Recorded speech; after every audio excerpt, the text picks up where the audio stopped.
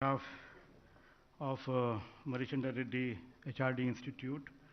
So it's indeed a great privilege for me to stand before this distinguished gathering on behalf of Government of Telangana and Dr. MCR HRD Institute as we come together to commemorate the Shri Abhay Tripathi Memorial Lecture on the occasion of his birth anniversary.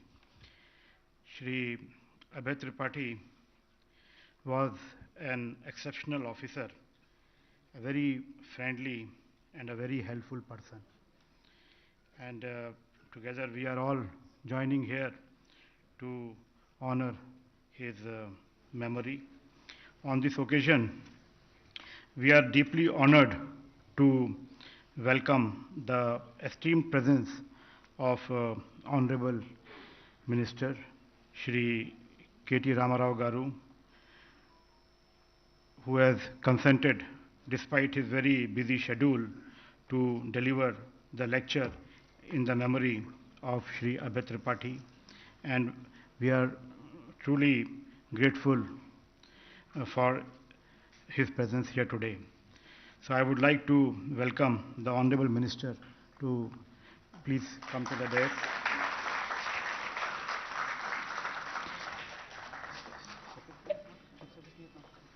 Okay. And we also, on this occasion, we will also like to welcome Madam Richa Sharma ji to please, Richa Mishra and Richa Tripathi, she to please come to the dais and please. And I would also like to invite my colleague, the Additional Director General for Marichandra Reddy HRD Institute, Shri Banareka, to please come to the dais. And I would like to welcome once again all the honored guests, staff and faculty members on this, and the distinguished guests who are present here.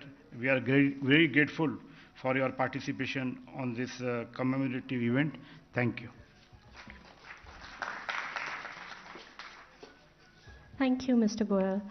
It is now my distinct pleasure to invite my mother, Mrs. Richa Mishra Tripathi, to make her remarks on the concept behind this lecture and why it came to be.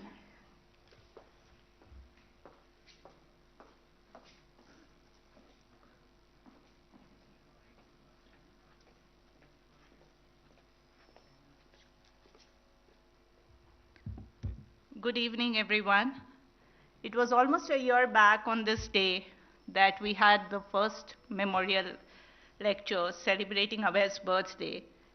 And at that time, we had someone from an older generation, Montek Singh Ahluwalia, talking about India at 75.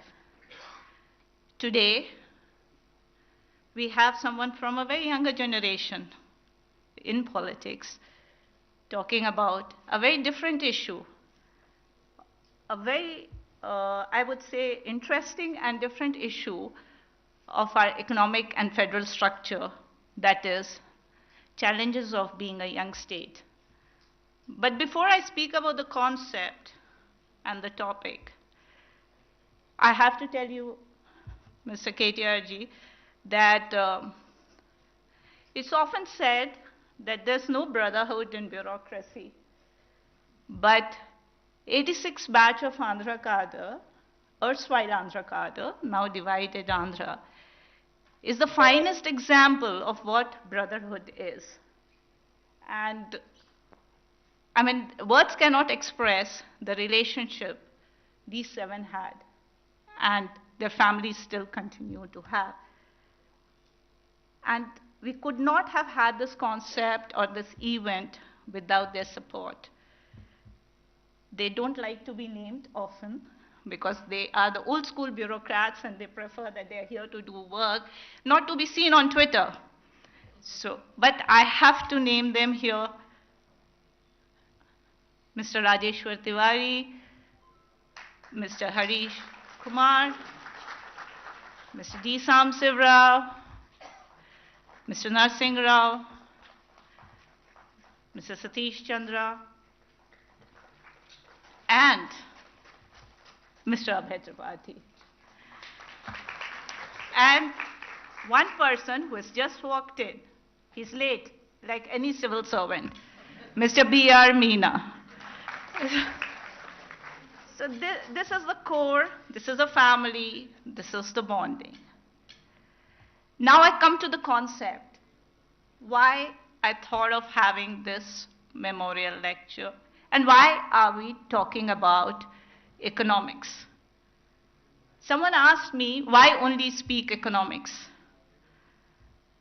Why not economics? Because life is all about economics. Today, you're also doing behavioral sciences. That's another concept of economics. Economics is macroeconomics. Economics is microeconomics. Your life, how you lead it, how you manage your budget, everything is economics. So why not talk economics? It is the core of your existence. Economics is also about potato prices, tomato prices, petrol prices, and the cess which the governments take from us and the taxes which the governments take from us. That's also an issue. Then, talking about this topic, this concept, when I was thinking, what should I ask you to talk about? The thought which came immediately to my mind was, your state is one of the new states, 2014. And you have very unique challenges which you don't see in other states. As I see it from the other side of the fence, maybe you belonging to the political setup, you would be seeing a different set of challenges. When bifurcation was happening and when what we were reading, there were issues which came out. But what I saw was, how do you deal with the challenges of migrants? Your state has a beautiful city called Hyderabad, which is a character of its own. The character of your city challenges other parts of your state. Hyderabad alone is, if I'm not wrong, the major revenue generator for your state. So how do you create that balance? And sir, I'm also a migrant who's happily settled in your state.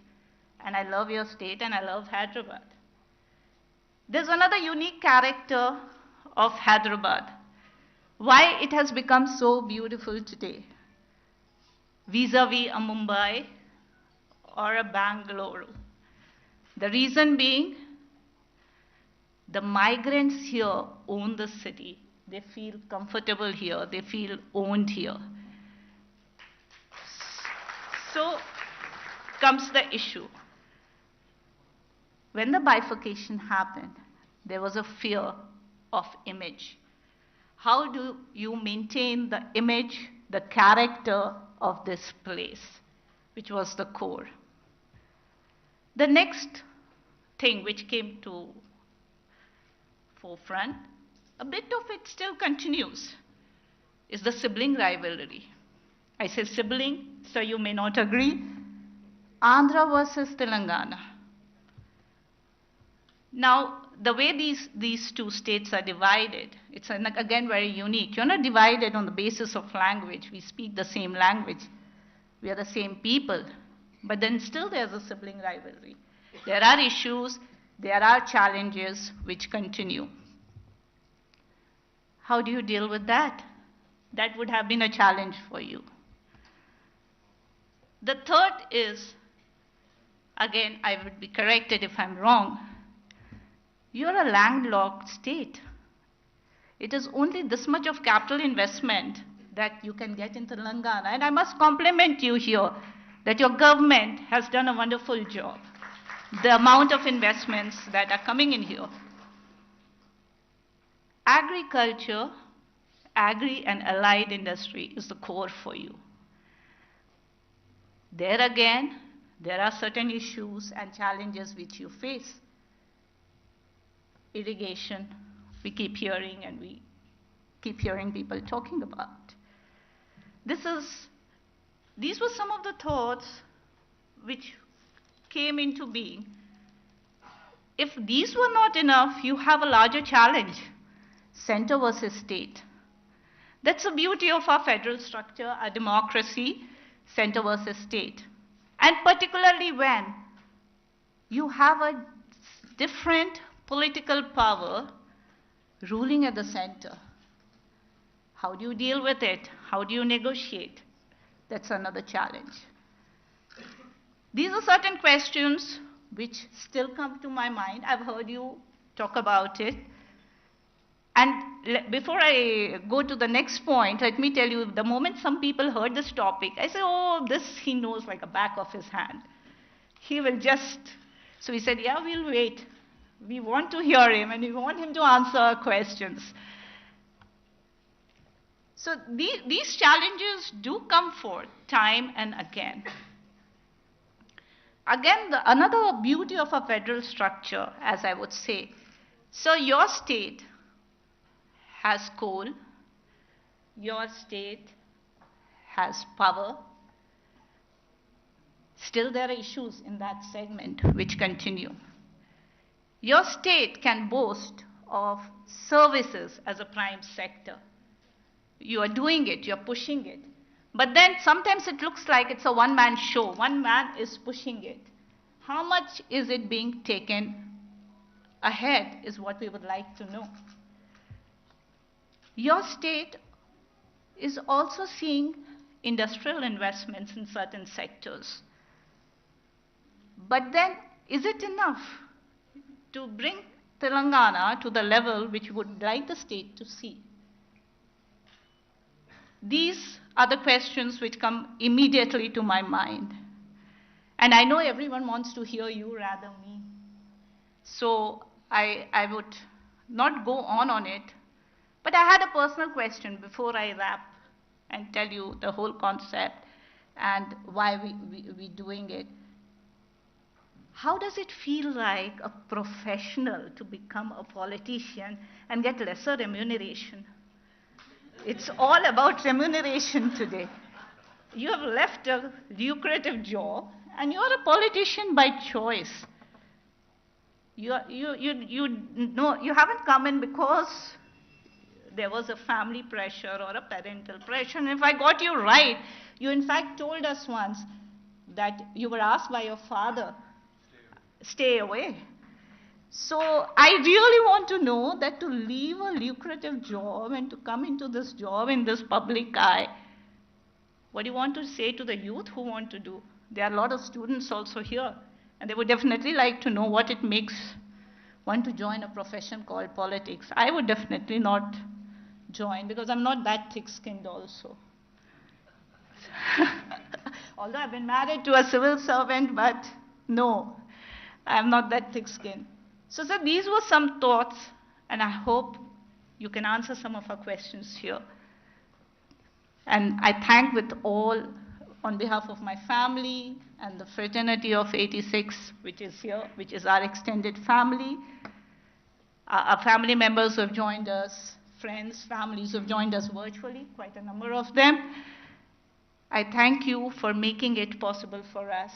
I thank the DG of MCR HRD to making it possible, the additional DG, and Shanti has not been able to make it because she's in a meeting with the CM. She has promised the Chief Secretary of Telangana. Without her support, we wouldn't have been able to do it. So thank you.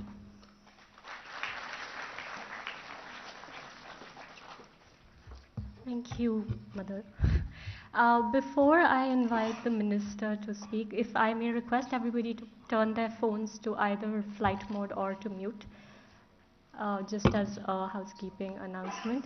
And now to turn to our VIP guest, Mr. KT Ramarao. Minister for Industries and Commerce and Municipal Administration and Urban Development, Government of Telangana. As a young migrant myself to this state, sir, very keen to hear your speech, please.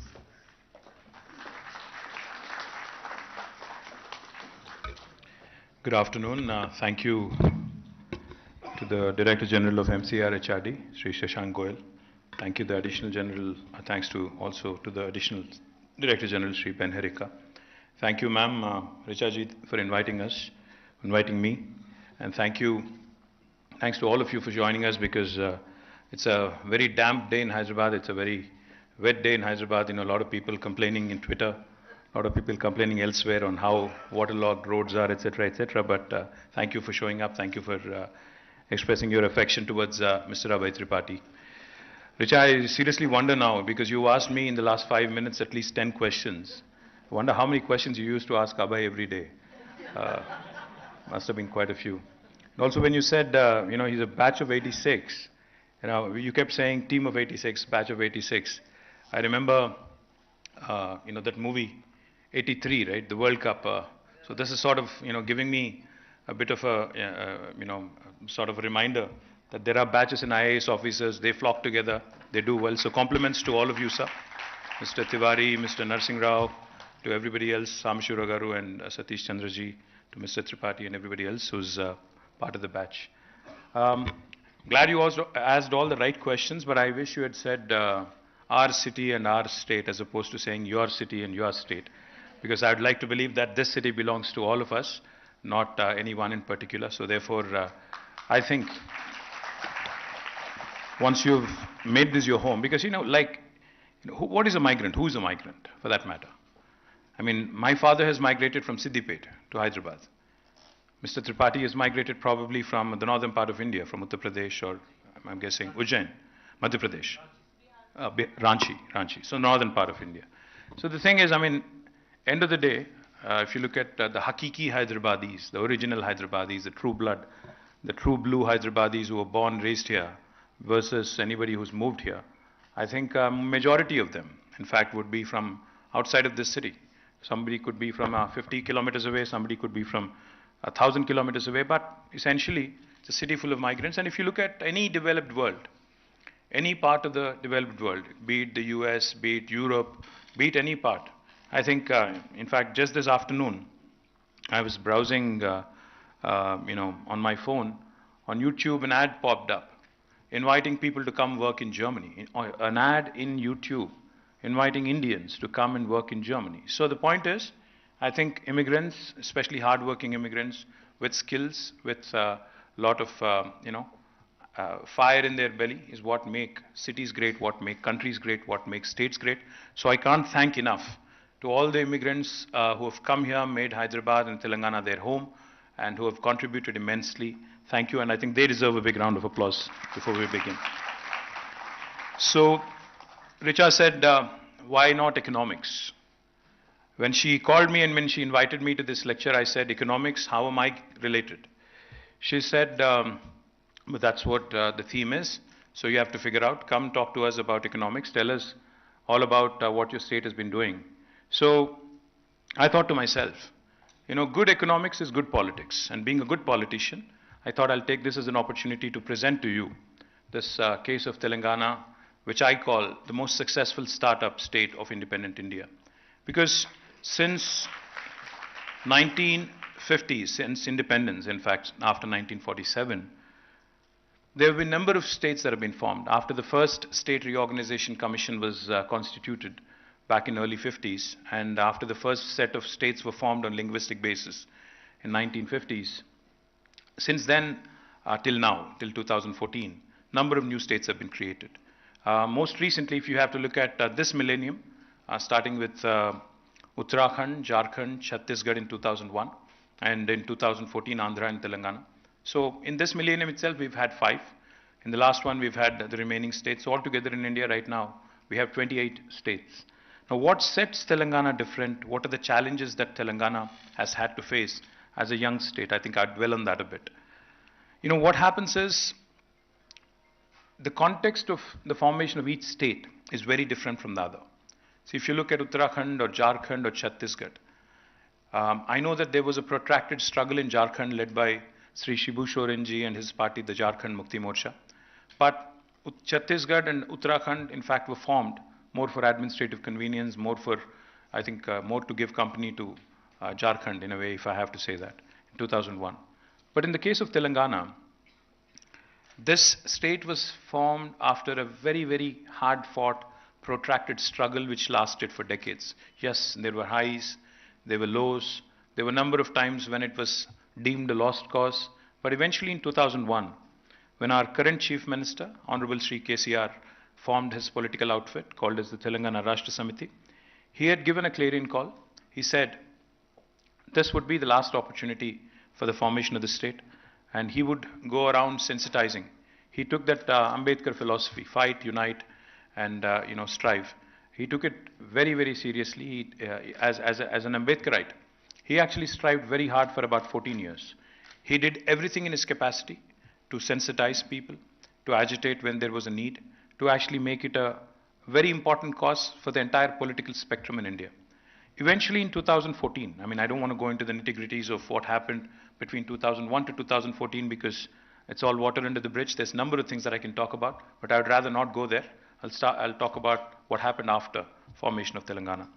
In 2014, the people of Telangana, by way of their struggle, by way of their democratic spirit, have conferred a compulsion on the political system in India.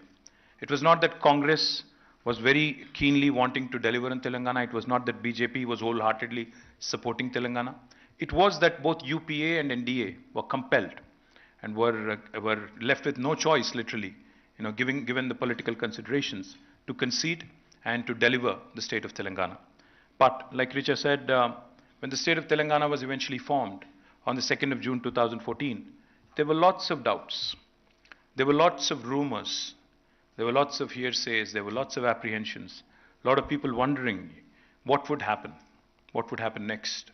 And adding to this, adding fuel to the fire, I think I can't blame media, but I have to say this. I see some friends from media. Please don't get me wrong when I say this, and don't misquote me and kind of chastise me tomorrow, but I'll have to say this. After the advent of 24/7 electronic media especially, there wasn't a single day in my memory from 2009 to 14 when the issue of Telangana was not debated or not actually was beaten to death. Every aspect, every single aspect with respect to formation of Telangana, would it be a viable state? Would the leadership here have it in them to actually make it a successful state? Would this state actually survive? What would happen to the migrant population? What would happen to Andhras? What would happen to Rayalaseemas? What would happen to the Kannadigas, the Maharashtrians, everybody who's settled here, who's made Hyderabad their home? What would happen to the Hyderabadi cosmopolitan fabric? All these questions were asked. There was even rumors that this would become a hot den for Naxalites. There were even rumors that the feudals would return and Telangana would once again go back to 1950s and 1940s, and it would literally become one of the most backward states in India. These were all the things that were floated, all the theories, all the nonsense that was said about Telangana. Today I stand here proudly, representing the state of Telangana, being a responsible minister in the government, and being a responsible citizen of this state. I want to list out to you all the achievements that this state has accomplished. Like I said, we focused on one basic thing. Good economics is good politics. As long as you create wealth, as long as you make sure that the poorest of the poor in the society are taken care of, as long as you ensure that the wealth that gets distributed equitably, without depriving anybody, without any depravity, I think you would have done your job. Our Honorable Chief Minister, Sri KTR, he's a man who's learnt it the hard way in life, that suppression of excellence is something that is done as a matter of routine. He's had to fight his way up all along his life. He's never had anything which kind of helped him politically, meaning, especially in the politics, because you said politicians have thick skin, you also said bureaucrats have thick skin, so I have to kind of refer you, to that comment of yours. Yes, you have to develop a thick skin to survive in this. Unfortunately, whether we like it or not, there is a lot of mediocrity that you have to put up with. Unfortunately, whether I like it or not, there are a lot of legacy processes, legacy issues in place which I can't simply negate or overlook or eclipse and say that, I can dispense away with that. You inherit them. These are challenges that you inherit. But end of the day, I think what matters is how well you work. In the case of Telangana, coming back to the challenges of being a young state. In the case of Telangana, when it was formed, the expectation of the people of Telangana was sky high. What happens is, a Chhattisgarh or a Uttarakhand where the people weren't fighting or were wanting a state versus a state of Telangana where people were actually giving up their lives. We had young students immolating themselves, setting themselves up in fire, trying to make a point. We've had a gentleman called Yadi Reddy who traveled all the way to Delhi to commit suicide in front of Parliament. So this was an emotional battle. This was not a simple statehood battle. This was a battle where each and every person, who was fighting for the cause, took it to his heart, her heart, and actually really staked everything to make it happen. So what happens essentially when that is the mood prevalent? The expectations are high. So when we started as a young state, our Chief Minister said, the tagline of the movement for the state was justice in water resources, justice in fund allocation, and justice in employment. Nillu, Nidhulu, Niyamakalu, in Telugu if I have to put it. So this was the fundamental thing that we focused on. Back in 2014, when we started our journey, and most bureaucrats who are seated here, most economists who are seated here, or the journalists seated here would tell you, that for any government to start making plans, for any government to start working on something or working towards an outcome or a goal, you would need planning, of course, but planning can only happen in the presence or with the backing of good statistics. Mr. Joshi is here, he worked as our Chief Secretary. He would know, he would tell you. Mr. Tiwari is also here. Mr. Mishra is here, Ajay Mishra ji is also here. All of them worked with our Chief Minister very closely and they would tell you. When the Honorable Chief Minister initially started laying out plans and he started saying planning is important, statistics is important, data is important, so get me accurate information, accurate data. And when we were trying to understand where do I get this data, unfortunately there wasn't much available.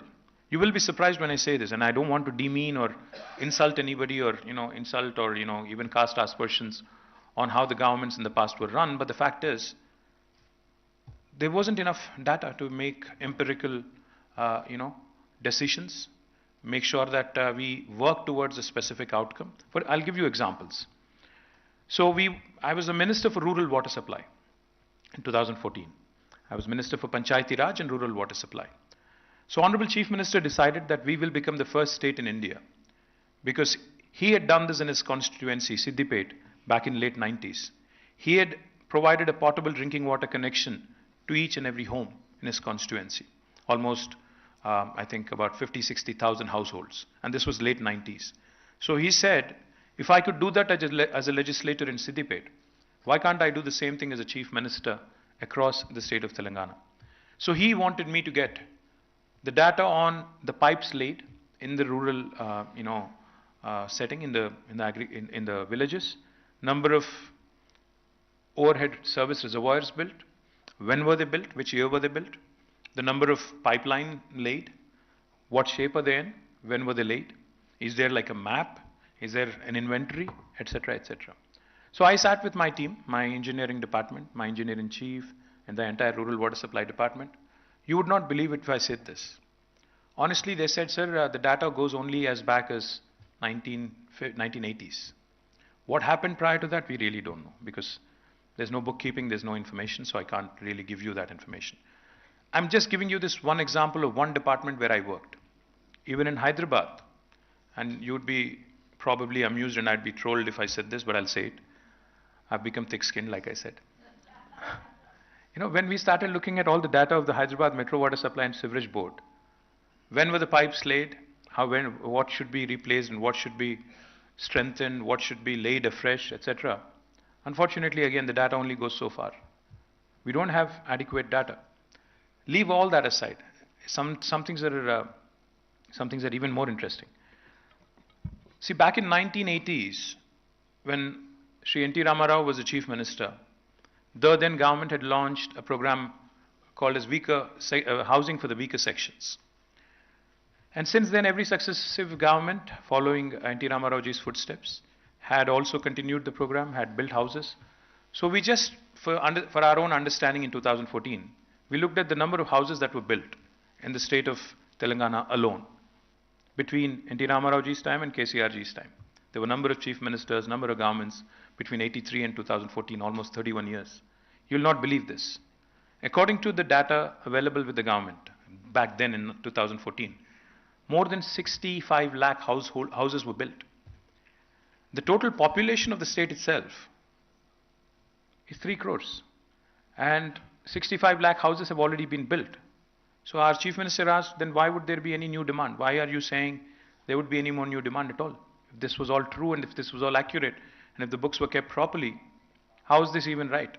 So just to give you examples. So all of this was the situation when we started our journey in 2014. On top of this, each and every time there is a bifurcation. See, even in a household, a joint family, when there is a split, when there are 2 brothers split, who gets what, who gets to keep what, who gets to have the silverware, who gets to have, the debt, etc., etc. That's always a battle, right? So power, electricity was a huge challenge. I think Mishra ji worked as, the Special Chief Secretary for Power as well, so he would know. Who gets which project? Because, Telangana was predominantly consuming more power because we had 30 lakh plus tube wells, bore wells. So we had electricity dependent agriculture here. So we needed more power. Likewise, who gets the rightful share in water? In Godavari, Krishna. Because, like I said, when the 2 states split, prior to that we had Bachawat Tribunal. We've had other tribunals giving out allocations in river waters. But who gets to keep what in river water? Who gets to keep what in electricity? Who gets to keep what in the joint institutions, including possibly the one we are sitting in? So who gets to keep what and who gets to take what? I think that was one big challenge that we had to answer right at the onset. And on top of this, there were a number of promises made by the union government. In the Reorganization Act of the state, there were a number of promises made. There were promises to kickstart and jumpstart rapid industrialization, so therefore promised special incentives to industries and industrial corridors being set up in both states, Andhra and Telangana. There were promises of a steel factory being set up at Bayaram because there was enough iron ore, quality iron ore through Steel Authority of India. There was also a promise to set up a locomotive coach factory in Kajipet. There was a promise to make one of our projects, irrigation projects, a national project. There were several other promises that were also made as part of the State Reorganization Act. So the lack of data, the lack of clarity, the fight that goes on with respect to who gets what in terms of water, in terms of power, in terms of other resources, and more importantly, a very inimical, I'm not even saying a non-cooperative, uncooperative union government, but a very inimical, extremely negative union government, which does not believe in the spirit of federalism. They talk about Team India, cooperative federalism, but it's all lip service. They don't really believe in any of that. They'd want the hegemony of union government to continue. They'd want states to be at their mercy. They'd want to basically dominate you in every which way. That's the attitude. So this is the context of when we started our journey. So what did we do so far in 9 years? What did we accomplish? Since this is economics and since this is Abhay Tripathi Memorial Lecture, and Mr. Tripathi, I have learned, was a man of numbers and who worked on taxation, was brought in a number of reforms in the way the tax department used to work. So let me share with you a few numbers. Back in 2014, when we started our journey, our state's per capita was 1,12,000 rupees. But as of March 31st this year, in 2023, our state has the highest per capita in the country. It's 3,17,000. So starting from 112 to 317. The gross state domestic product of the state of Telangana back in 2014 was 5,05,000 crore. Now, as of March 31st this year, it is 13.27 lakh crore. Highest growth for any state in India. Likewise, I can give you a number of other sectors, but what's more important? How did you achieve this? How did this happen? Why are other states not doing it, etc., etc., are the typical questions that we keep running into. We stuck, to the fundamentals. We focused on getting our basics right. We started our journey as a power deficit state. We had only 8,700 megawatts of installed capacity in the state of Telangana. Today, I'm proud to share with you, we have more than 18,000 megawatts of installed capacity, and it is going to grow up to almost 26,000 megawatts come next year. So we have started our journey as a power deficit state, but today we are a proud power surplus state, and eventually will be supplying power to other deficit states in days to come, years to come. Not only power, water. There is no other state in India which has done the kind of work that Telangana has done in water. Now, water, as we all know, is the elixir of life. It empowers everybody, irrespective of who you are. Today, why do we not find any habitation on Mars? Lack of water. Had there been water, I'm sure there would be real estate guys selling plots on Mars and Moon as well. I'm serious. I'm sure there are some people who are already doing that, because Telugus are now dominating Texas as well. I just came off a meeting from a guy from Texas. He was telling me that, in Dallas, we have 900 Indian restaurants, and Telugus are literally ruling the roost, and we are doing real estate all over Texas as well. Water is the elixir of life. It really is what survives humanity. It really is what helps, a city grow, a state grow, and a nation grow. So we have taken it very seriously to ensure that every trickle, every drop of water that is rightfully allocated to Telangana gets utilized properly and judiciously. So we have not only ensured that the 46,000 lakes and tanks in Telangana are given the much needed fillip through Mission Kakatiya. We have strengthened these lakes, tanks. We have done it in a mission mode and ensured that every drop of water that trickles in benefits not only that village, but the entire groundwater table around in the surrounding habitations as well. We also have ensured that not just these small resources, but also the large resources that we need, because River Godavari and Krishna run at a much lower, contour compared to the entire state of Telangana. Hyderabad as a city is at 535 meters above sea level.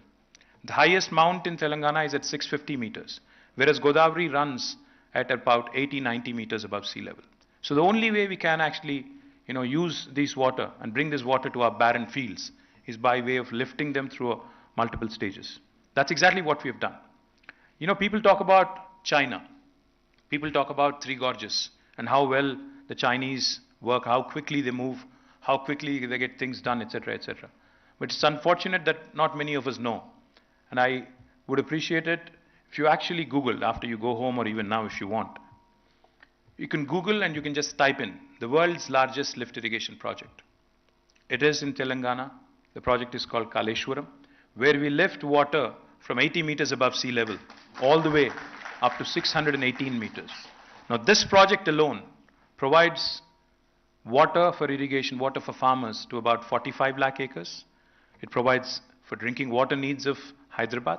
It also has 15% earmarked for industrial consumption. And this is literally a lifeline for the entire northern part of Telangana. Likewise, we have another project ongoing called as Palamuru Rangareddy lift irrigation. Now this is another lifeline for the entire south of Telangana, southern Telangana, which reeled under tremendous drought, which reeled under tremendous distress, and which was actually a sort of a synonym for migration of workers, Palamuru especially, Mahbubnagar especially. But today with Palamuru Rangareddy lift irrigation, which almost has reached now the final lap, and we are looking to ensure that this project gets completed in the next few months, probably by October. Once that is done, you would see water flowing to about 12.5 lakh acres of land for one crop cycle if you take it. And if you take 2 crop cycles, it would be 25 lakh acres. Just to give you numbers again, since this is economics. Back in 2014, our total agriculture produce, we have our agriculture secretary also sitting here, Mr. Raghunandan Rao. Our total agriculture produce, and especially on paddy, we used to procure about 68 lakh metric tons of paddy in 2014.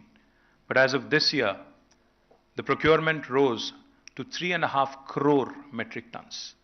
Telangana was ranked number 24 among Indian states in paddy production. This year, we are ranked number 2, second only to Punjab. Number 1, I'm sorry, we are ranked number 1, surpassing Punjab. So we have literally become the rice bowl of India. So that is the transformation that this focus on water has helped. Not only have we become the first state in India to give a potable drinking water connection to each and every home, we have secured the water needs of Hyderabad city as well. Hyderabad drinking water needs have been taken care of till the year 2052 by way of bringing water from Krishna and Godavari. Of course, the dream is to improve. The dream is to come from alternate day supply to every day and ensure that eventually we get to a stage, where like the first world where you get 24/7 water as well. That's the dream. So water has been a very, very important subject, and we've done some amazing things, and we've inspired the nation. Today, after Telangana has completed Mission Bhagirath, Government of India has woken up after several years and has started a new project called as Har Ghar Jal, Jal Jeevan Mission, which is good because, we need to learn from each other. And now they've also embarked on this mission. Gujarat, I'm told, is also there. Goa, I'm told, also has completed 100%. Very proud. As an Indian, as a fellow Indian, as a citizen, I think nothing makes me more proud. Because I remember there was a time when I was a student, there was a saying. People used to say, what Bengal does today, India does tomorrow. Today I can stand here proudly and say what Telangana does today, India does tomorrow. And that is what has been the hallmark of this government. Not only in water. We have done exceptionally well in making sure that even fiscal prudence has been taken into account. A lot of people accuse us of a lot of things. But I can tell you with a lot of confidence, the way we have leveraged the economy, the way the GSDP kept growing, the way the per capita kept growing, has given us scope to raise debt. Has given us scope to raise debt and invest in infrastructure. A lot of people, make a hue and cry, especially the opposition in my state. Every day they keep making a point, or trying to keep making a point, that you've made the state a debt-ridden state. Let me tell you a quick example. There was a time, I am 47, Richa called me young, but I'm not young at all. In fact, I'm going through a midlife crisis as we speak. There was a time in my prior generation, or in my father's generation, so if I have to put it more succinctly, where the thinking used to be, even if you're a bureaucrat, the thinking used to be, by the time I retire from my service, I should be able to have a house in Prashasan Nagar or wherever you can afford, and maybe build a house. And by the time I retire, I move from a government bungalow, government quarter, I go to, go and retire into a house of my own. That was the thinking. But take a step back and think for a minute.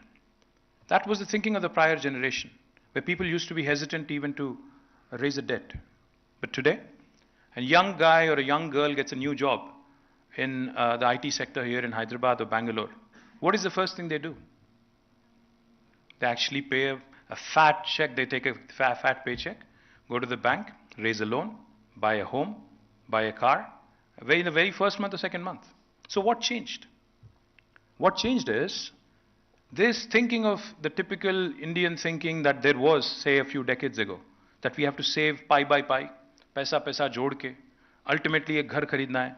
Telugu में एक कहावत है, क्योंकि ज़्यादातर लोग यहाँ तेलुगु समझते हैं इसलिए बोल रहा हूँ. इल्लू कट्टी चूड़ू पेल्ली चेसी चूड़ू. मतलब ये हुआ कि घर बना के देखो, शादी करके देखो. दोनों भी बहुत जिंदगी में बहुत मतलब टफ चैलेंजेस है. ये कहावत थी, इसीलिए कहावत वहाँ से आई. सवाल ये था कि किसी आदमी को अगर अपना मकान बनाना था, एक घर बनाना था, क्यों उसको मतलब 50 साल पैसा एक पैसा जोड़ के बनाना होता था? क्योंकि हमारी माइंडसेट, हमारी कल्चर ऐसी थी, कंडीशनिंग ऐसी थी कि भाई कुछ भी करो बट कर्ज मत उठाओ, कुछ भी करो, जिंदगी में किसी के आभारी नहीं रहना है, कुछ भी करो, बचपन से सिखाया जाता है. But the fact is, if you look at most developed countries in the world, who do we think are the most developed countries in the world? The United States, Germany, Japan. The top three economies are US, China, and Japan. Just look at US. Their debt GDP ratio is 116%. The debt GDP ratio of Japan is more than 200%. The debt GDP ratio of India as a country is 59%. The debt GDP ratio of Telangana is 25%. My point is, if you look at 28 states in India and rank them on a debt GSDP ranking, we are ranked in the top, bottom 5. Ranked in the bottom 5. If you ask me, we haven't leveraged our economy enough. What matters is you raise a debt, but where do you invest it? If you raise a debt and invest into ramping up your power infrastructure, moving from a power deficit state to a power sufficient or power surplus state, would that be a wrong investment? Would that not attract more industry? Would that not attract more and more investment? Would that not create more wealth? If you actually invest, if you raise a debt and invest in drinking water needs of the state, are you not cutting down on the out-of-pocket expenditure for health? Are you not cutting down on all the typical, news that you would, see in a winter season or a rainy season, at the onset of a monsoon? In Telugu, every newspaper used to write, I remember as a kid, Mansam Pattina Manyam, Agency lo Antu Rogalu, matlab infectious diseases, waterborne diseases, which were rampant in the agency areas and tribes and even the habitations, rural habitations. Just with one project called Mission Bhagirath, where we invested 40,000 plus crores, today we've been able to take care of all of that healthcare concerns. We've been able to cut down out-of-pocket expenditure for our people, and we've done a magnificent job of becoming truly an aspirational state for the rest of India. Likewise, when we took a project loan and have committed and invested in a project like Kaleshwaram, which, as Richa said, has created wealth outside of Hyderabad, because she was pointing out this lopsided development or lopsided focus on Hyderabad, does it help in the long run? No, it doesn't. Of course you have to decentralize. Of course you have to industrialize in other pockets. Of course you have to focus on rural livelihoods. Of course you have to create avenues to create wealth outside of Hyderabad. Unless you do that, people are going to migrate, people are going to urbanize, people are going to suburbanize. That is a fact. So what have we done with that money that we have raised as a debt? Where did we invest? We have invested in power, infrastructure, not power for us, but power infrastructure. We have invested in drinking water infrastructure. We have invested in infrastructure for irrigation. We have invested in industrial infrastructure. After having invested in these rural areas, let me give you an example of what we've accomplished. If somebody was to ask me today, what is the Telangana model? If you have to define in one sentence, I will tell you. Telangana model is unique, it's holistic, it's integrated, it's inclusive, it's balanced. In Telugu, if I have to put it, Samagra, Samikrita, Sammilita, Samatulya Abhiruddhi, Telangana sadinchindi. Yatla antara, if you ask me, what do you mean? Are these all fancy fluff words? Can you back it up? I'll tell you how. I just told you that our agri exports have risen. Our agri expansion has happened by more than 119%. 68 lakh metric tons to 3.5 crore metric tons of production of paddy and procurement. That has happened on one side in the rural areas. On the other side in Hyderabad, our IT exports were 56,000 crore. And as of this year, it is 2.41 lakh crore. The number of people working in technology in Hyderabad was 323,000, 3,23,000. As of this year, it's 9,05,000. We have quadrupled our IT exports. We have also done exceedingly well on agri exports and agri expansion. That's a balanced model. We are less than 3% of India in terms of population. We are only 2.5% of India, in fact, if I have to be precise. But we win 30% of the awards when it comes to national Panchayati awards or national municipality awards. Is that not proof enough that urban development and rural development are going hand in hand in a very unique way in Telangana?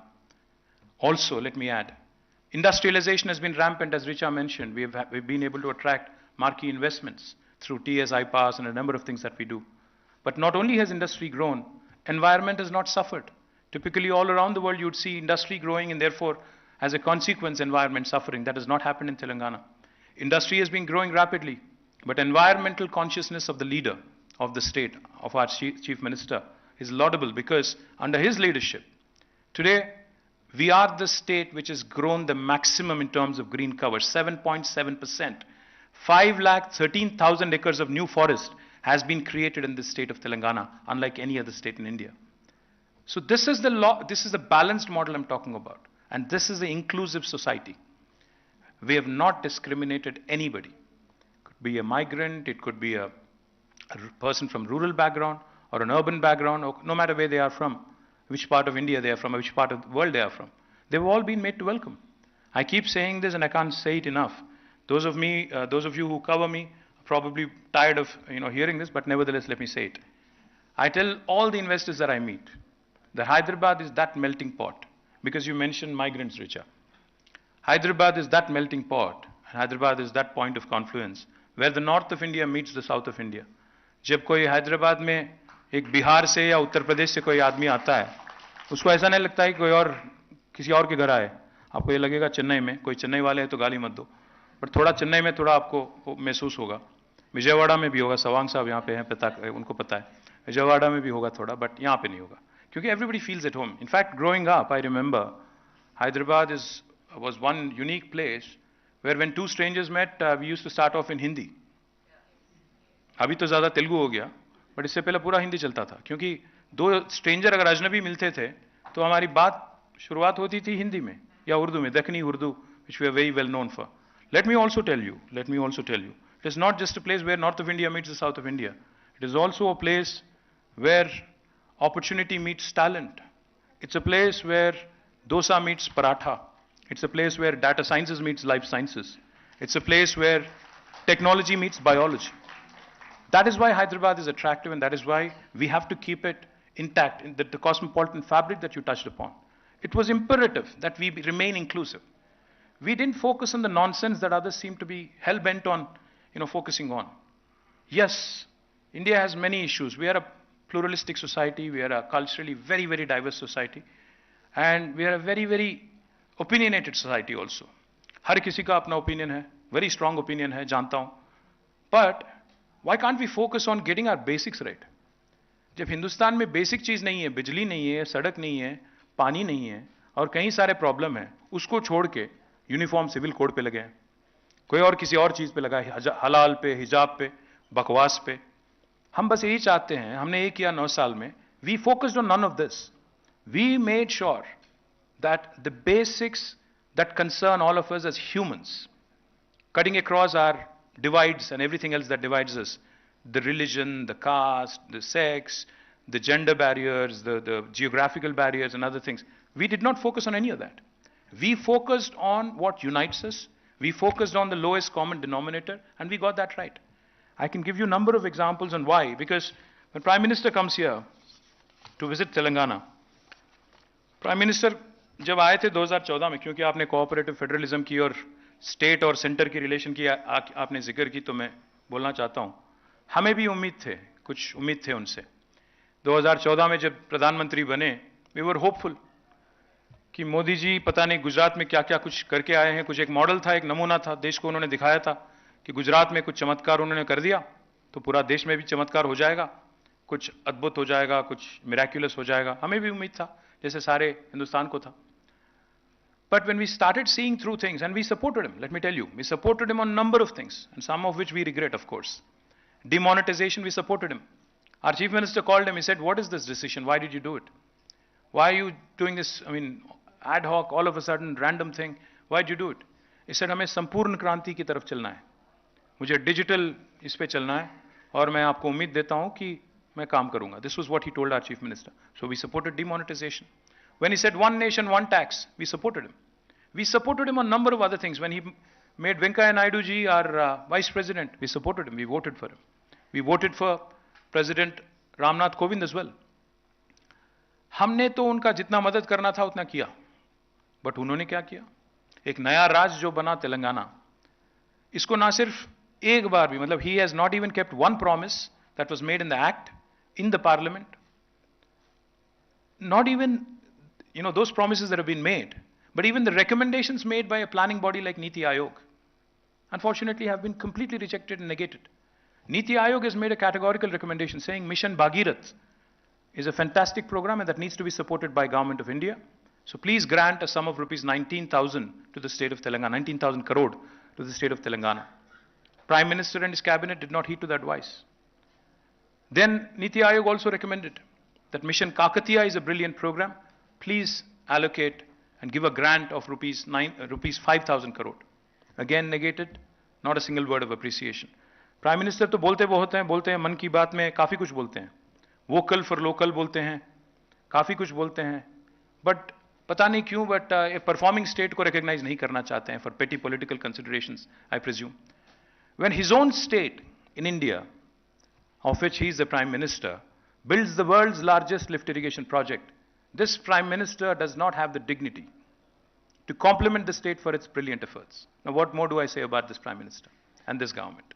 So we have no hope of this union government and we certainly will take them on, and we will ensure that he is voted out at any cost in the next election at the hustlings. Having said that, we did not depend on the union government, or we did not depend on any of their endowments towards the state of Telangana. We have struggled, we have endeavored, we have moved on. We did not look at them at all. In fact, that's why, let me give you a few examples of what we've accomplished. In fact, we are the best rural development model in India with 100% ODF plus villages. Only state that can boast of this. Again, first state to have provided drinking water to all homes and inspired Jal Jeevan mission. We are the state in India that has completed the world's largest lift irrigation project, Kaleshwaram project. We're the first highest paddy producer in India now, surpassing Punjab, moving from 24th rank to first rank. And now let me also tell you something that might be staggering for those of you who are not connected to the technology world. Last 2 years in a row, we have surpassed Bangalore in creation of technology jobs. Last year, out of the total technology jobs created in India, this is not my data, this is NASSCOM's data. You can cross-check, you can verify. Out of the total technology jobs created in India, 33% were from Hyderabad, followed by Bangalore. But this year, it's even more impressive. Out of the total tech jobs created in India, 44% of the jobs were created from Hyderabad and Telangana. Literally, 1 in every second job that is created in India comes from this brilliant city and brilliant state called Telangana. Let me also tell you, highest green cover growth in India for any state, 7.7%, creation of 5,13,000 hectares of new forest. We are also a top contributor to India's GDP. In fact, like I said, we are 2.5% of India's population, but our contribution to GDP is 5%. We literally punch double our weight. कभी-कभी एक बार मैं देखता हूँ कि निर्मला सीतारामन जी आके आती है, आके बोलती हैं कि हम देने वाले हैं, हम दे रहे हैं, हमने ये दिया, वो दिया. बहुत दुख पहुँचता है. क्योंकि if you go look at the constitution, India is a union of states. And when we have this representative of a federal government coming here and telling us कि हमने आपको कुछ दे दिया, जैसा कि आपने हमें कुछ भी किया, ऐसा कुछ दिया, एक फकर के साथ, एक गर्व के साथ जब कहते हैं, बहुत गुस्सा भी आता है, बहुत ठेस भी पहुंचती है. क्योंकि fact is, Telangana gives more to the country than it gets. For every rupee that we contribute, we get only 46 paisa back. And when we point this, we are called बहुत सारे name calling होती है, उसमें मैं नहीं जाना चाहता, but बहुत सारे चीज बोलते हैं. The fact is, we contribute more to the nation than what we get back from Delhi. Let me also tell you, we are ranked number 3 in India on the ease of doing business. We are certainly the state with the best industrial policy in India. We are home to India's largest textile park, the Kakatiya Mega Textile Park, by the way, which inspired PM Mitra recently. हमने 2017 में चालू किया था Kakatiya mega textile park, और भारत सरकार अभी उठ के आई नींद से और PM मित्रा उन्होंने लॉन्च किया, अच्छी बात है. We are vaccine hub of the world. We produce 1/3 of human vaccines. We produce 900 crore vaccines from Hyderabad. Prime Minister साहब बोलते रहते हैं बीच-बीच में कि India is the pharmacy of the world, but he forgets to mention the word Telangana and Hyderabad. उनको याद नहीं आता, but मैं याद दिलाना चाहता हूँ कि 40% pharmaceuticals भारत के हैदराबाद से आते हैं, और 33% of vaccines in the world also come from here. We are the second largest renewable energy producer in India. From a mere 50 megawatts, Ajay Mishra ji will know this well, in 2014, we now produce more than 5,000 megawatts of renewable energy. And if you look at us by land mass, we are the number 1 state in India with respect to renewable energy. We are also the state which is the only state in India which is going to have a medical college and a medical hospital, a government super specialty hospital, in each and every district in the country. And this, again, with zero support from Government of India. We also have a number of other things that I can tell you, but the last thing I'll tell you, अगर कहते हैं कि अगर किसी को बताना है आपको जाके बाहर कि तेलंगाना ने क्या किया, तो आप उनको बस ये बोल दें कि अगर बाकी का भारत भी, the other 27 states in India, if they performed as well as we did, we would have been a 5 trillion economy already and not languishing at 3.4 trillion, as is the case today. So all of this has happened despite COVID, despite the challenges of being a young state, despite many things that were working against us, including an inimical union government. But I'm proud that, our state has done well. But I'm not going to make a tall claim and say that, we've matched the US or Japan or any of these first world countries. We have a long way to go. But certainly, relatively speaking, we are the best performing state in India, no matter what parameter you look at. Education, health, any social development indices, any parameter that you take, we are the best performing state. And I'm a proud partner in the growth story of this state, and I hope and I pray that the lecture that is being organized today in memory of Sri Abhay Tripathi, and for all of those who have attended here, I hope this was informative. I hope this was a few things for you to pick up and probably spread the good word. Thank you. Jai Telangana.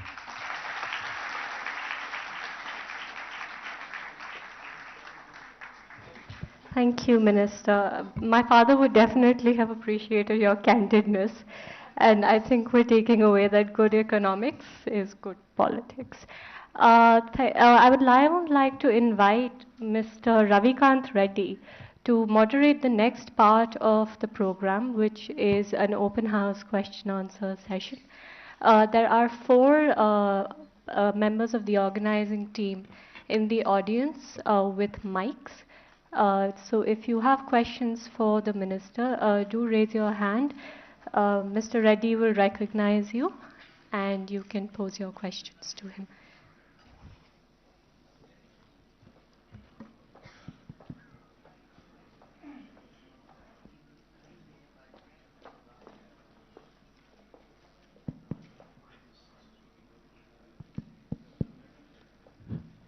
Yeah, good evening, ladies and gentlemen. Thank you, Minister, for the wonderful lecture. Minister has just 30 minutes because he has an urgent meeting to attend. So we'll take questions from the audience as well as people who are watching us online. Before that, I would like to start with an anecdote. In 2006, I was covering a program at Arts College as a reporter. It was a Telangana agitation, a program related to Telangana agitation. And there were lots of guys sitting on the stage. I was just one among the audience.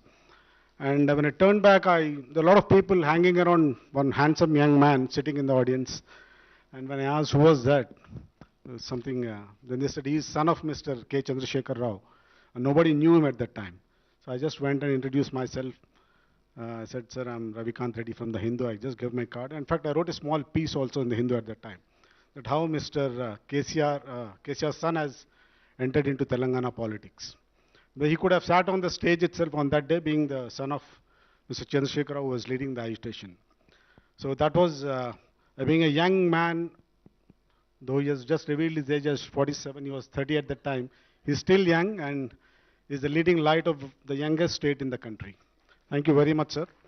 And we'd like to take questions from the audience first. The minister actually, I always see him in bluish and grayish colors because maybe he likes that color. So we'll take a question from any lady who is wearing that color to start with. Anyone? Yeah. Sir. Yes, sir.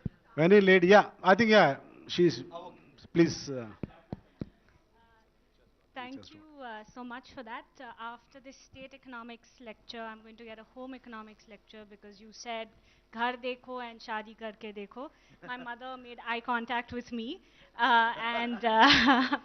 So thank you for that. The trick when you speak in front of your parents is always never look their way. Always look the other side. I couldn't avoid. But a very intriguing question that you've actually raised in your speech was vis-a-vis center-state relations. And I'm very curious to sort of understand the center-state relationship vis-a-vis finances and public finances, because here's the thing. State development also is a high revenue contributor to the sort of state exchequer of India, and not necessarily GDP, and that obviously looks at India's development. And I'm very curious to understand if there is sort of state policy that you would sort of take on to develop center-state relationships, or you think that it is something that the center should take on and involve as a part of their political agenda. Well, thank you. Great question. If I understood it correctly, is it audible? Yeah. If I understood it correctly, I think, when Prime Minister Modi, before 2014, as we all know, he was a successful chief minister of 3 consecutive terms from Gujarat. A lot of times in digital world, what happens is your past really catches up with you. So what happens is when Prime Minister Modi, when he talks about something vis-a-vis a state or an institution, typically my team and a lot of other teams also dig up what he had said when he was the Chief Minister. So for instance, today you see the governors interfering in a big way, especially in non-BJP states. The governors literally have become an impediment to growth. That's what they've become, the hurdles. You send a bill from a democratically elected assembly in the state, governor gets to sit on it forever without any valid reason or no rhyme, no reason. Prime Minister Modi, when he was the Chief Minister, said, Sarkariya Commission ke sifaris amal karo और active politician को कभी politics में मत घसीटो. But what happens in Telangana? The BJP president of Tamil Nadu till today becomes the governor of Telangana next day. What happens as a result? Politics will also spread to Raj Bhavan. Raj Bhavan will start working as an extension. And when this happens, the acrimony that typically tends to come in is but unavoidable. Having said that, there are occasions, when we have to raise above petty political considerations and basically stand up, with the union government and, give them the much needed support, etc. For example, what happened yesterday in Manipur was horrible, horrific, and anybody who has a heart or, who really feels as a human was put to shame, and we had to hang our heads in shame. These are occasions when you would want to shed any ambivalence and stand with Government of India. Say, also there are sometimes, there are tensions on the border. You would want to stand with them and say, okay, we as Indians, India comes first. Of course we ought to do that. There are earthquakes, natural disasters. So we all have to raise above petty political considerations and work with them. But same spirit also has to be exhibited by Government of India. See, the fundamental thing we all need to understand is, Bharat hai kya? 28 राज अगर है तो कुल मिला के भारत है. ऐसा नहीं है कि मोदी साहब के लिए कोई और राज है. He is administering the same country that we are all living in. So the same state that is being administered by Sri KTR as the Chief Minister, Modi ji is also the Prime Minister of that. So the fact is, the stronger the states are, the stronger the country is. The more you empower them, the more you decentralize, the more better it is. But also it is a fact that, each person, जब मैं ये सब कुछ बोल रहा हूँ, decentralize करो, ये करो, वो करो, अगर मुझे ले जाके वहाँ बिठाओ, तो मैं भी शायद बदल जाऊँगा, मैं भी बोलूँगा पूरा centralize करो. शायद it's a role problem and not the person problem. But if India has to grow, if India really has to move up and achieve that first world ambition that has been laid out so explicitly by every Prime Minister, I think we have no choice but to confine our elections to a certain window. एक साल politics करो, 4 साल economics पे ध्यान दो, तब जाके कुछ काम होगा, वरना नहीं होगा. Okay, the next question. Thank you, Ravikant Reddy sir. This is Dr. Ramesh Kanniganti. Sir, what an young, dynamic, and then very impactful minister you have been. I have been observing it, sir, for the last decade. The state of Telangana people are so lucky to have you as a brand ambassador. Let the question be yes, brief. I'm coming. Yeah, sir, I have to tell you this adjective because I have been waiting for this to tell you, sir. Maybe I chose this occasion. Sir, నేను మీకు assembly ticket ఇవ్వలేను sir. No, sir. No, sir. No, sir. I'm an academic, sir. I'm an academic. So, I run a think tank on Center for Human Security Studies. Ravikant Reddy, sir, you know it. Telangana, I have been watching for the last few years. Freedom from want, freedom from fear, freedom to live with dignity are the cornerstones of human security, which is exactly evident in the state of Telangana. This I have been observing, sir, without being any exaggerative in my observation. Thank you, Ramesh Garu. Thank you so much. Very kind of you to say that. Like I said, we have been a very inclusive government. One of the things, I have to share this anecdotal experience of mine with you. As soon as the state was formed, like I said, there were a lot of apprehensions. So I was invited to an event at the film industry, Producers Council. So when I was going there, I asked the Chief Minister, I said, sir, what should I be saying to allay any fears, allay any apprehensions that they might have? What should I say? He simply said one thing. He said, ask these guys to stop thinking about being a Telugu film industry.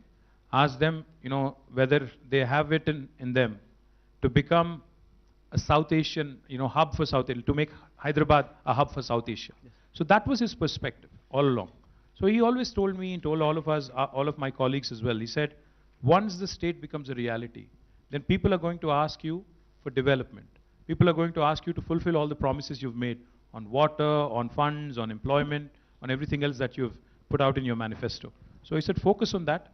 Don't focus on anything that divides us, but focus on everything that unites us. And that's exactly what we have done, and thank you for your kind words. So the food, the Yeah, health, okay, the Ramesh, I water- think there were a lot of people waiting. Okay, okay. So before the mic goes to that lady, there's a question online. Someone can, please, yeah. The question coming from Delhi, sir, from Business Line, Mr. Srivats. His question is, as a young state, how do you plan to ensure that you get a fair share of central tax devolution in the years to come to supplement states' own resources for development?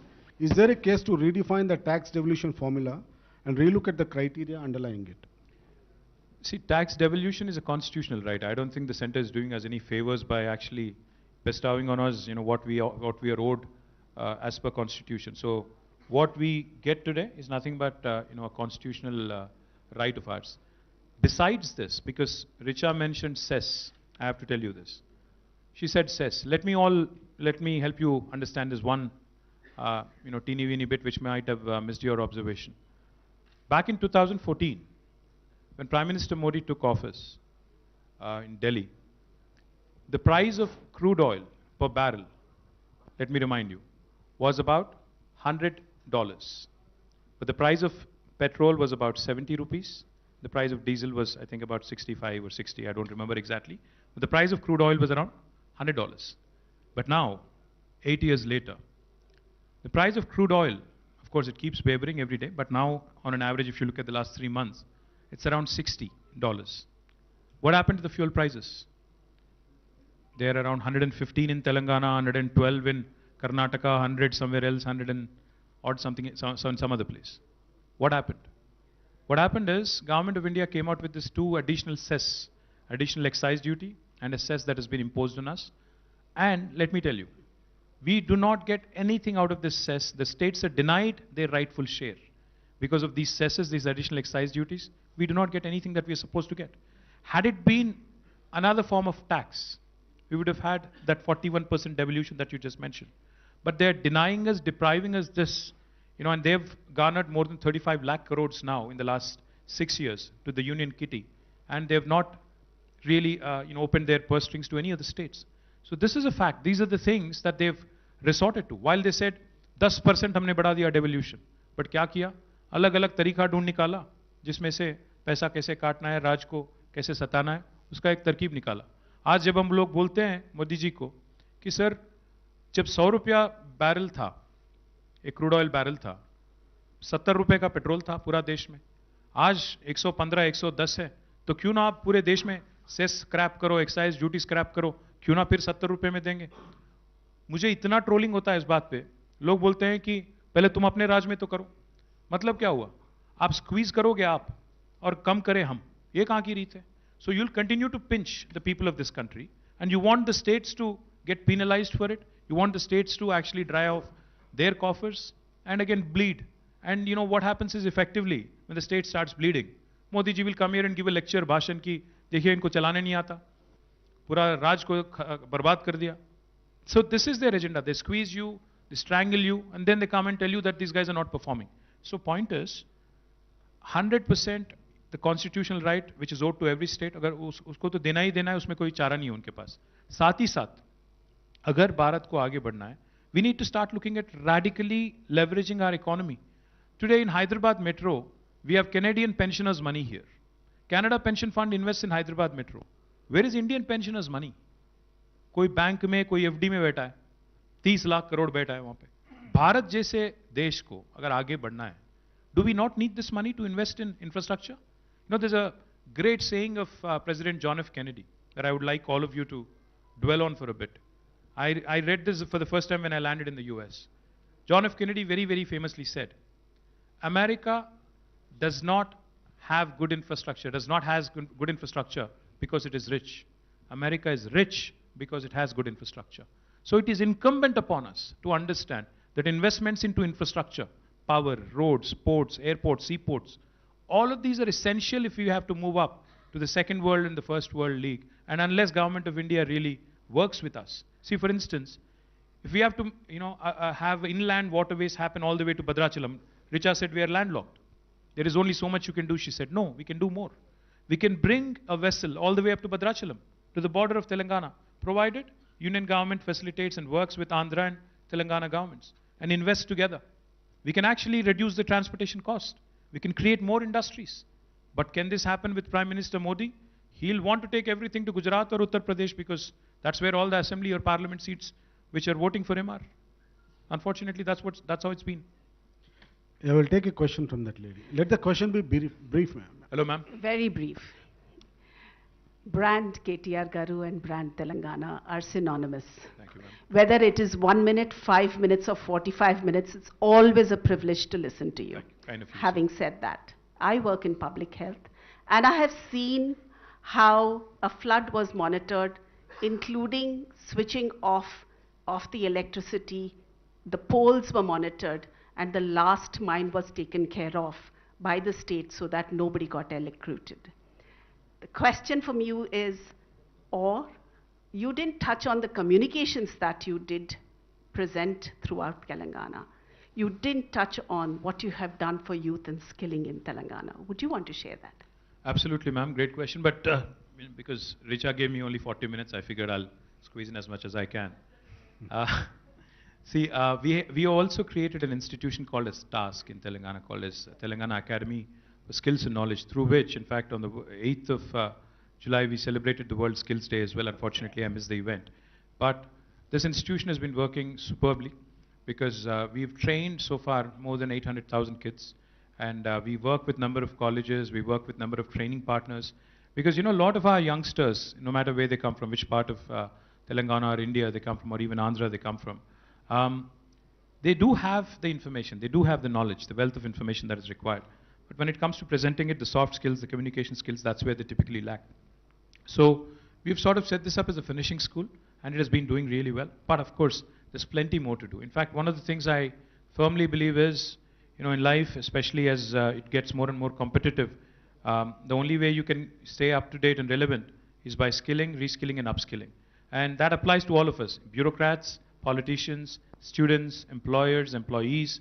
I think all of us, unless we upgrade ourselves, unless we upskill ourselves, there's no choice. So we are constantly looking to partner and create more centers of excellence. We're in the process of setting up a life sciences university. We're also in the process of setting up an aviation university, nascent stages, but we'll also do that. We're also in the process of setting up a university focused on sustainable mobility. So all of this, I mean, education plus skill building and capacity building is something that we have tried to do as much as we can, but there's plenty more to do, I assure you, and we'll stay focused on that. Thank you, ma'am. We'll take a question from Pooja, who has come all the way from Delhi. Can someone pass on the mic to Pooja? Have I hurt your Delhi sensibilities? Not at I all. hope I have. Not at all. Congratulations, Minister, on being a very high-performing state. I have to confess, I didn't know as much about your state, so your lecture has been very informative for me. My question is that you very rightly have a lot of, let's say, complaints against Delhi and the treatment given by Delhi and basically the central government to even high-performing states such as yours. From what I understand, you said that it is probably the nature of center-state relations that leads to something like this. It isn't the personality, because you said that if you were in this position, perhaps you would also be sitting from there. I think the position changes. One is what I was going to. Right. So my question is that given you're such a high-performing state, given additional resources which are your due, which you should get, can help you perform even better and do more for your people, is there, and perhaps there are more states who have similar concerns, do you see scope for or need for some sort of an institutional platform for the states to get together and take up issues with the center?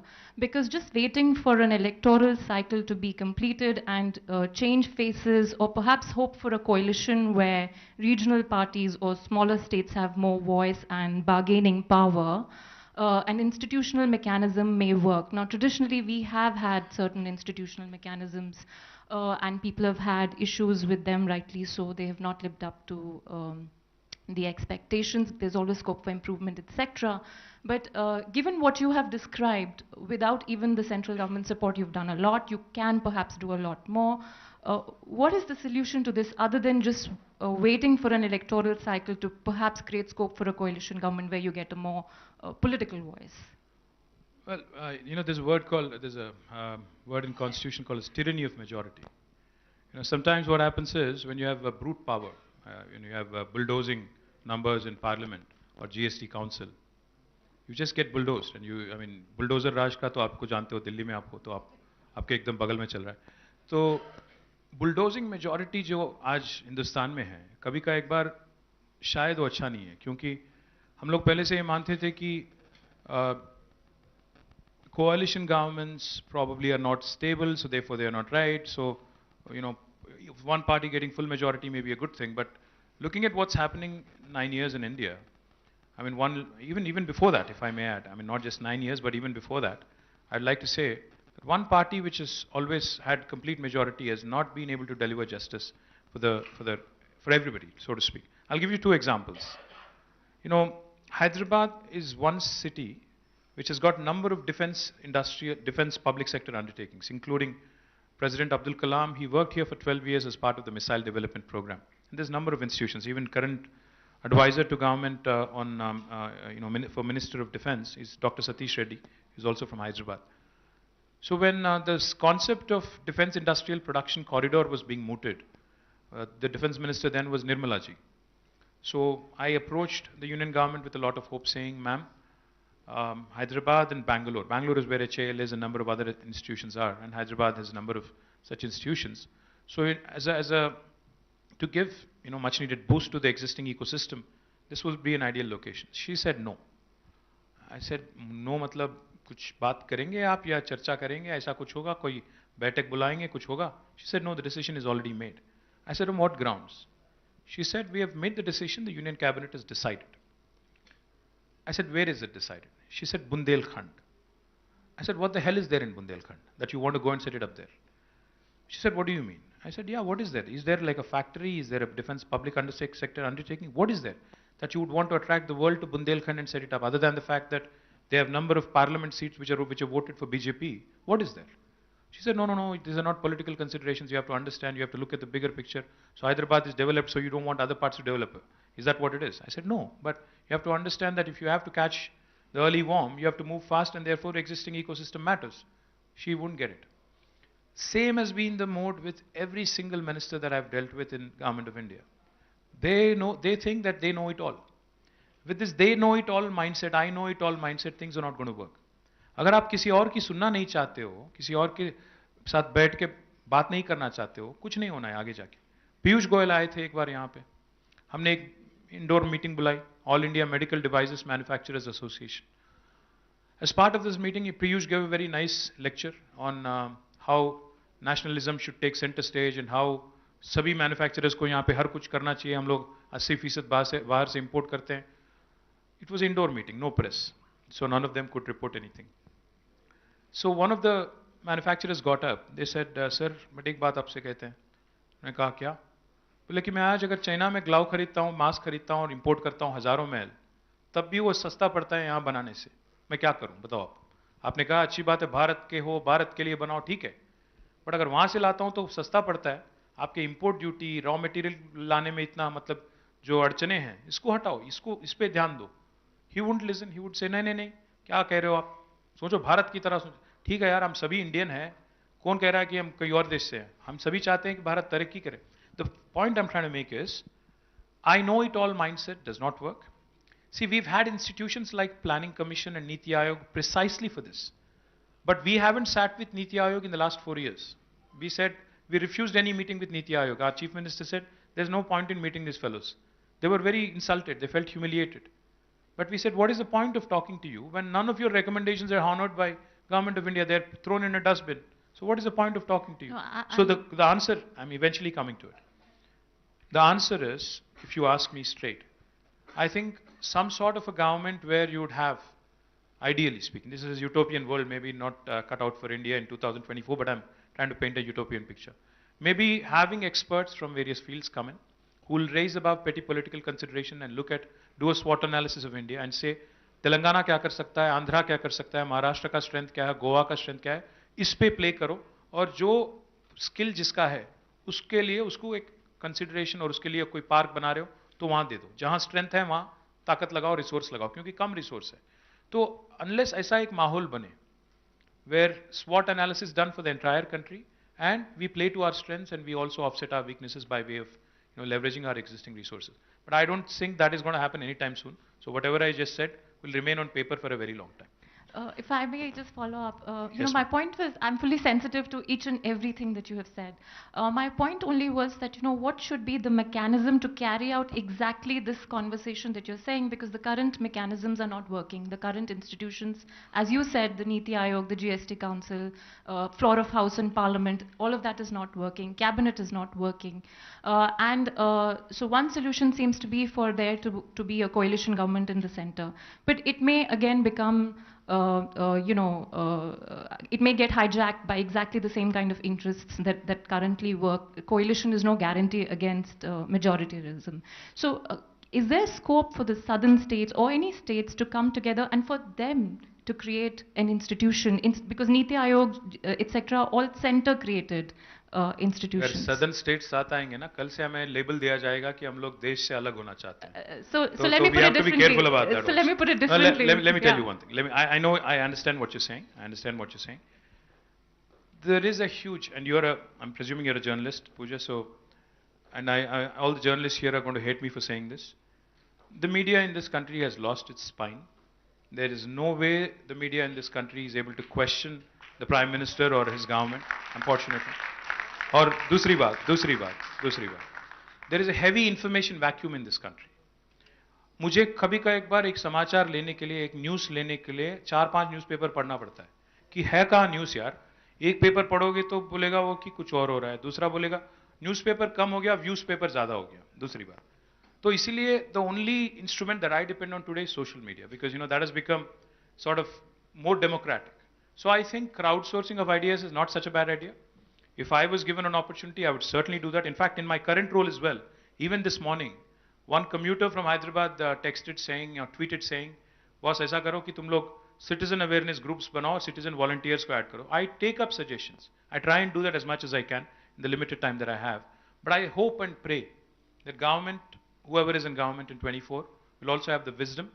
It will dawn on them. I hope it dawns on them to also be democratic, to also be crowdsourcing ideas from no matter where they come from, which corner of India, and pick up on best practices. शर्माने की क्या बात है? अगर तेलंगाना कुछ अच्छा कर रहा है तो पिकअप करो, और कोई और कुछ अच्छा कर रहा है तो हमें बताओ कि गोवा ने अच्छा कुछ किया, तेलंगाना आप भी करो. ये बड़े ब्रदर, बिग ब्रदर वाला काम जिसको करना चाहिए ना, वो नहीं कर रहा है. वो बिजी है बाहर घूमने में. तो इसीलिए उनको कभी का एक बार इंडिया भी वापस आना चाहिए, काम करना चाहिए, और ग्राउंड लेवल काम करना चाहिए. Sir. Okay, we have just time for one question. Okay, so maybe this young man can take this. Sir, I am Arvind. We are the MES batch going the foundation course here. I am from Bhimavaram. I have seen many of my people migrating from there to Hyderabad for businesses. Though we are the #1 state in ease of doing business, had from 3 years back. So can you tell it in your words that what made the Hyderabad so welcoming to them? So I'll tell you one thing though. See, Andhra has its own strengths. Telangana has its own strengths. Richa alluded to sibling rivalry. We have no rivalry with Andhra. In fact, I wish the very best for Andhra because they are my sister state. Without a question, I hope and pray they do as well as we do. In fact, in some counts, they actually do better than us as well. See, Andhra has its own strengths. When I say its own strengths, they have a huge coastline. They have a number of maritime ports. They have a large number of towns which in fact, in Telangana we don't have. We have a Hyderabad, but you have number of other towns. For example, you have Rajahmundry, you have Tirupati, you have Kurnool, you have Kadapa, you have Vijayawada, and I can go on this, Vizag, of course. So all of these tier 2 cities that you have are a huge asset to you. I'm very confident that the current government and the previous government and whoever is running the government in Andhra, they have done their best, and I'm sure they'll continue to do their best. And Hyderabad, like I said, is not just for people of Telangana. Hyderabad will continue to remain an India city. In fact, our ambition, our Chief Minister's ambition, is to make Hyderabad a global metropolis. So if I have to make it a global metropolis, I can't say I'll shut my doors to people from Bhimavaram or Rajahmundry or Kodad. You have to have everybody come here in search of opportunities. But as long as you're able to provide the same opportunities elsewhere in a decentralized fashion, it works well for all of us, is what I would like to believe. I would like to add one more line, sir. Yeah, I think just one more line. So time is running out and the minister has to go. I admit that you got enlisted to the Telangana during the asset allocations. Sorry? I kinda envy that you got enlisted into Telangana during the asset allocation. I during was the born Balfour. here, so Yeah. I wasn't enlisted. Still, you are welcome here. Thank you, appreciate it. Okay, Thank you. thank you. And before, sir, I would like to take some objection to the minister's statement of on media. Media గురించా? Yeah, and ఏమన్నాను నేను? I request him to read the Hindu. కాక ఒక్క నిమిషం. ఏమన్నాను నేను? తప్పేమన్నాను? మీరు వాస్తవాల్ని వాస్తవాలుగా రాయట్లేదు, వార్తల్ని వార్తలుగా రాయట్లేదు. యూ షుడ్ ఆల్సో సి, మేము ఇన్ని మాటలు పడతాం రోజు, మీరు ఒక్క మాటకే ఉలికి పెడితే ఎట్లా? అప్పుడప్పుడు మీరు కూడా తట్టుకోవాలా, మాతో నిలబడాలి. Okay, one last thing, and as I conclude this session, and just a minute. If you could all settle down, please. We just have a quick token of our appreciation we would like to present to the minister. I would like to invite Mr. Benhur Eka also on stage.